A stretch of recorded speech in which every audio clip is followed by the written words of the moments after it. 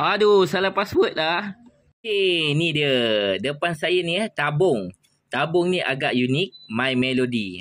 Dia kalau macam korang lihat lah kan. Untuk kita nak bagi anak kita suka menabung. Apa yang korang nak buat? Macam ni. Korang beli yang jenis macam ni Memang kalau bagi saya, memang seronok lah. Saya pun seronok bila kita masukkan duit dekat sini kan. Korang tunjuk ni. Saya tunjuk kat korang ni dia. Korang boleh lihat. Dia punya keseronokan macam ni. Okey, saya masuk Saya masuk duit. Okey, RM1. Nanti anak korang akan happy tau macam. Nampak? Jadi dia korang apa orang panggil, bila dia nak menabung sebab dia minat tau. Bila dengar masuk dia ada muzik, lepas tu ada password dia. Kalau sekarang ni lagilah nak raya dah nak raya, duit raya berlambat-lambat akan dapat. Jadi korang suruh anak korang menabung macam ni. Jadi bila macam ni korang boleh mendidik lah, boleh mendidik anak korang untuk menabung. Ni dia saya tunjuk. Jom kakak, macam mana nak buka dia punya ni. Okey, tutup tu. Jangan bagi orang nampak password. Okey, tekan. Okey, saya tutup tu dah. Nampak? Dia boleh buka. Nampak tu.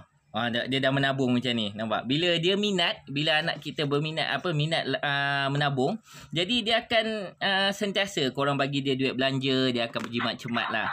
Jadi kita didik diorang daripada kecil ni macam mana nak menabung. Jadi kita kena tunjuk juga minat tu kan. Lepas tu selain tu dia ada kad. Okey, mana kad dia kakak? Kad dia kena kad chip dia dulu macam mana? Okey, kita tengok bawah kena cari sensor dia lah. Sensor tu. Nampak? Nampak? Jadi tak sebarangan lah boleh buka dia punya ni nampak? Apa-apa pun kalau korang berminat dengan harga 30 lebih lah. 30 lebih. Tengok. Ada tersekat pula ni. Buka balik kakak. Buka balik password. Okey, tutup. Okey. Nampak tu. Kena tekan kat situ. Dah masukkan balik, simpan. Jadi bila dah banyak, dah penuh, korang bolehlah simpan dalam bank kan. Kalau korang berminat, tekan saja di beg kuning sebab harga dia bagi saya murah lah, 30 lebih, 32. Kalau korang ada kupon lagi murah. Macam ni ada lagi bentuk macam-macam ada apa-apa berminat, tekan saja di beg kuning. Okey, apa-apa pun selamat menabung.